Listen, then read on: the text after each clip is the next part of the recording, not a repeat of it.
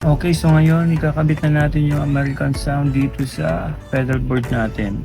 Nilagyan ko na siya ng guide kung saan ko ilalagay yung velcro natin. Buti na lang meron akong nakitang extra na velcro, yung isang side para dumikit dito. Lalagyan ko dito sa ilalim. Dapat hindi buong pedal lalagyan ng velcro. Kung saan lang merong velcro dito, yung kakabitan sa board. So, dito lang natin ilalagay yung isa, tapos yung isa hindi ko ata ilalagay buo kasi may parang palubog siya dito kasi dahil sa lagayan ng battery. Pero let's see, baka dito ko lang ilalagyan, dito dalawa.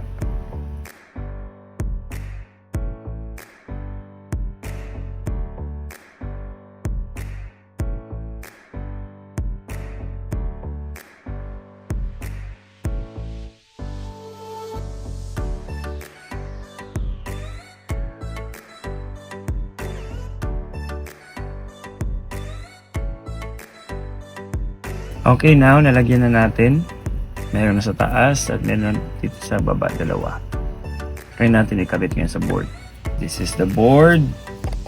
Lagyan ko lang ng space para sa patch cables natin. Okay naman siya. Hindi naman siya natatanggal na. Perfect na. Okay na. Hindi na siya natatanggal. So, ayos na yung pagkalagay natin ng velcro.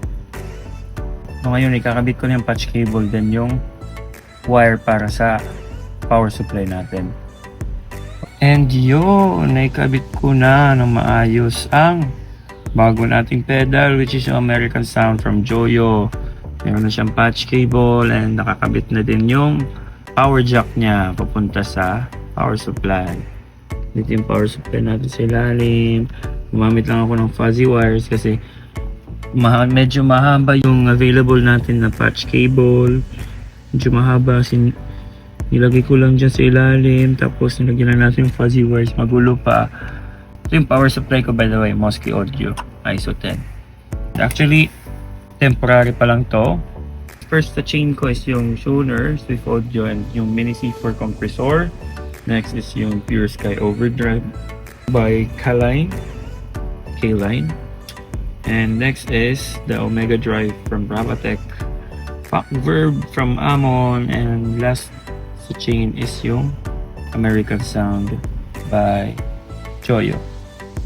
Hindi pa to yung final na signal chain ng board ko. Siguro po mag-iiba pa to. Magtatanong pa kasi ako sa mga experts dyan kung ano yung mas magandang signal chain. Kung last ba to sa chain or in between sa time-based pedal and dirt pedal. Kung sino man yung mga expert dyan, please comment naman dyan kung ano yung mas magandang suggestion nyo para sa rig ko. And that's all for this video. Gab Munoz here. Like and follow for more and see you on the next video.